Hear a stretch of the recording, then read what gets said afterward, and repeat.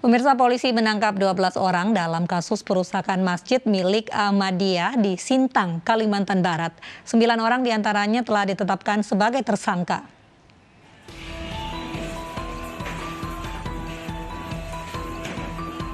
Polisi telah menangkap 12 orang dalam kasus perusakan Masjid Miftahul Huda milik Jemaah Ahmadiyah di Desa Balai Harapan, Kecamatan Tempunak, Kabupaten Sintang, Kalimantan Barat 3 September lalu.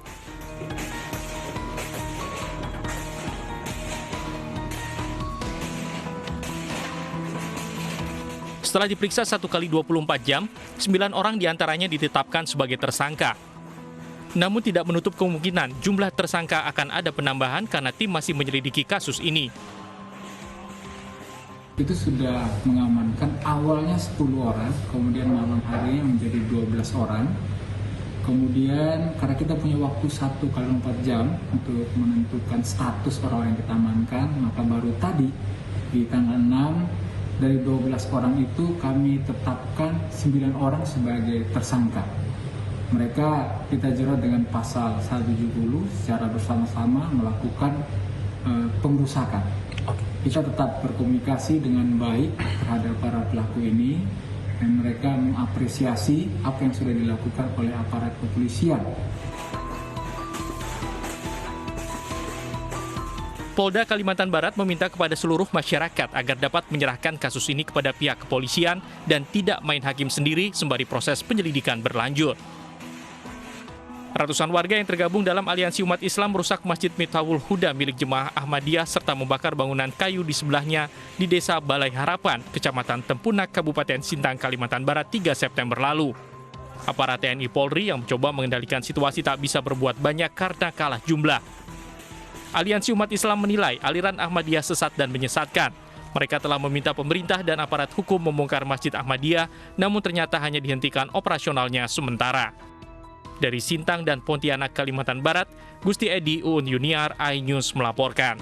Pemirsa, PBNU mengakui masih banyak penolakan terhadap ajaran Ahmadiyah di Indonesia, sehingga perlu diambil langkah dialogis untuk menyelesaikan akar masalah. Dan pemirsa, berikut kami hadirkan kembali dialog iNews sore tadi bersama juru bicara Jemaah Ahmadiyah Yendra Budiana dan Sekjen PBNU Helmi Faisal Zaini.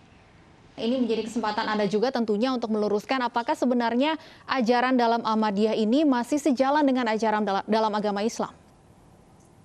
Ya, pertama kamu tentu menyatakan bahwa definisi Islam yang dibawa oleh Nabi Muhammad SAW bahwa yang pertama syahadatnya adalah bagi kami adalah asyhadu alla ilaha illallah wa asyhadu anna muhammadar rasulullah. Tentu pasti sama dengan umat Islam pada yang lainnya. Kitab suci kami Al-Quran, rukun iman kami juga sama. Rukun Islam juga sama, naik haji juga sama ke Mekah. Jadi secara prinsip dasar tentu saja kami sama. Nah, kalau tentang perbedaan-perbedaan yang ada, sebagaimana yang ada di dalam hadis Nabi Muhammad SAW, bahwa Islam di akhir zaman akan menjadi 73 golongan, artinya menunjukkan banyak sekali tentu variasi-variasi perbedaan-perbedaan, bukan cuma yang ada di Ahmadiyah. Tetapi pada umumnya kami juga sama dengan teman-teman di Nahdlatul Ulama, yang menyatakan bahwa di akhir zaman itu akan datang Imam Mahdi yang dijanjikan meneruskan ajaran dari Nabi Muhammad SAW. Nah, kami meyakini bahwa Imam Mahdi sudah datang pada wujud dari pendiri Ahmadiyah, Hadrat Mirza Ghulam Muhammad Islam yang meneruskan ajaran dari Nabi Muhammad SAW. Jadi salah besar kalau kami kemudian dipahami oleh pihak-pihak tertentu bukan bagian dari Islam atau bahkan tidak mengakui Nabi Muhammad SAW. Karena Ahmadiyah tidak akan ada kalau tidak meyakini agama Islam dan tidak mengimani Nabi Muhammad SAW. Baik, artinya Anda menganggap bahwa pimpinan Ahmadiyah ini sebagai Imam Mahdi? Penerus, betul.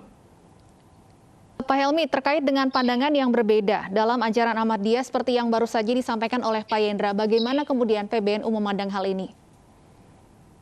Ya, saya kira seperti yang sudah saya sampaikan tadi di awal, ya, bahwa terhadap apa yang menjadi keyakinan dari jemaat Ahmadiyah, ya, itu PBNU sendiri telah melakukan sebuah kajian ya di Bogor pada periode yang lalu, ya, dan menyebutkan bahwa faktanya memang masih banyak penolakan-penolakan, meskipun pandangan keagamaan antara NU dengan MUI ini berbeda.